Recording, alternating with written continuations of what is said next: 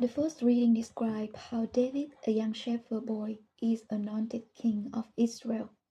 God instructed the prophet Samuel to visit the home of Jesse, for God has chosen a king from among his sons. Samuel was certain that Eliab, the firstborn, was the one God had selected. After all, traditionally the oldest is recognized as leader. Of all 8 sons, David would have been considered the one least likely to be selected.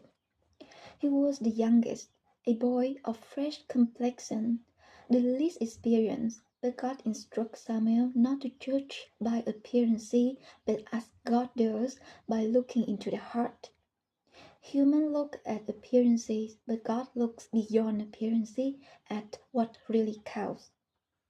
We can only imagine how shocked Jesse and his family must have been at this extraordinary turn of events.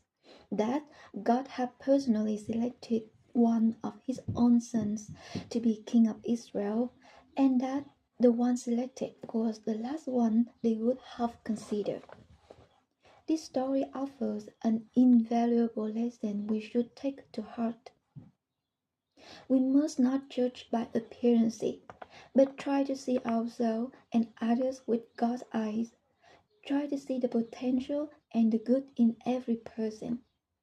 Life today, especially for young people, is harder than when I was growing up in the 1970s. There was no internet back then, no social media. We happened to worry about online bullying or how we look on Instagram or TikTok.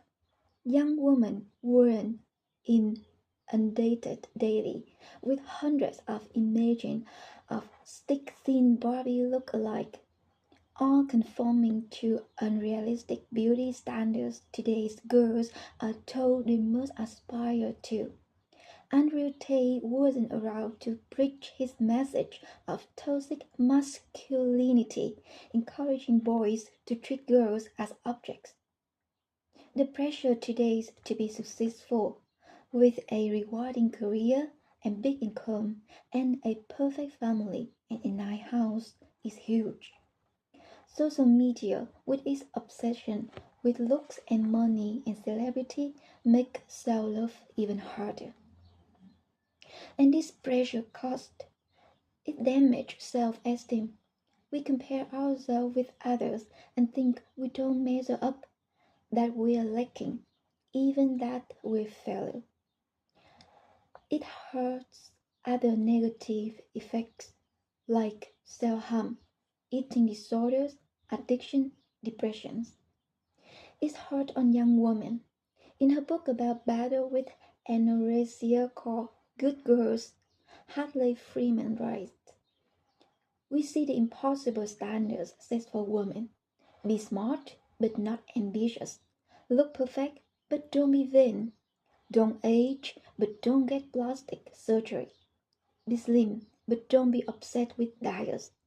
Be smart, but not smarter than the men around you.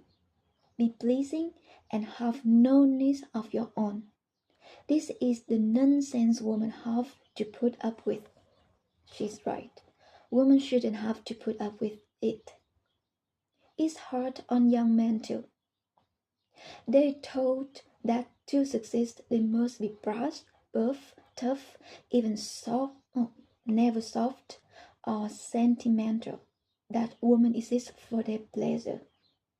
The blogs and websites that make up what's called the manosphere tell them masculinity is all about being active, doing, achieving, overpowering, being dominant, while femininity is all about being passive, being judged, being an object, being small, the smaller the better.